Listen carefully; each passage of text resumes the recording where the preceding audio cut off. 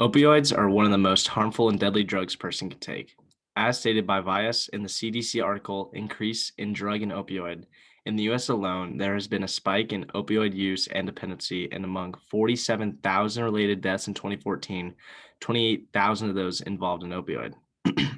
In the state of Georgia, over three-fifths of drug overdoses involve opioids, killing 866 people, with most of these overdose deaths coming from a particular region. This region is called the Triangle. It includes cities of Marietta, Alpharetta, and Johns Creek.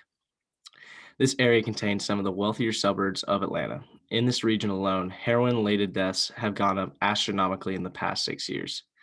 This has become an epidemic and a major concern in the community because deaths keep increasing every year. I know about this problem because I live in this community and wrote a paper on this epidemic my senior year of high school. As stated by Kilmer in the article of Principles of Epidemiology, an epidemic is characterized by a very sharp increase in initiation of use of the drug.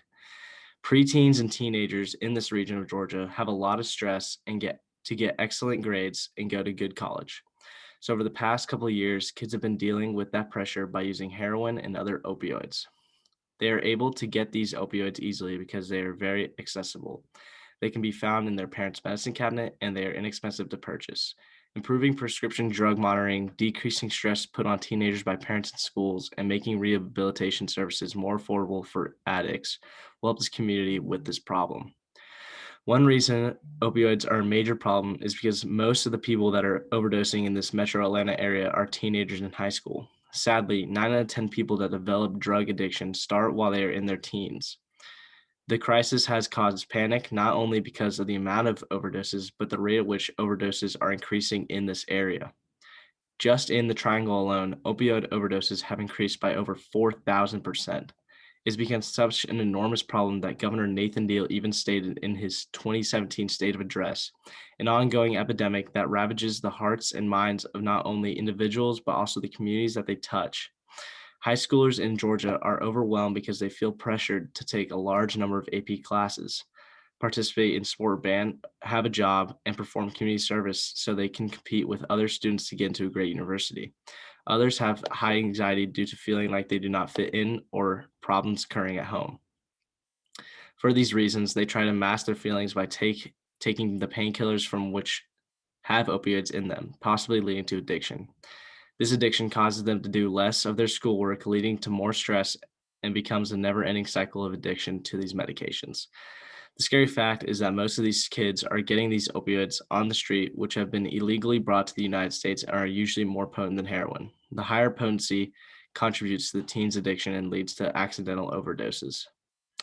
One solution to decreasing the opioid overdoses in the community is by taking away the ability for people to purchase these opioids and by improving prescription drug monitoring, stated by the opioid overdose crisis.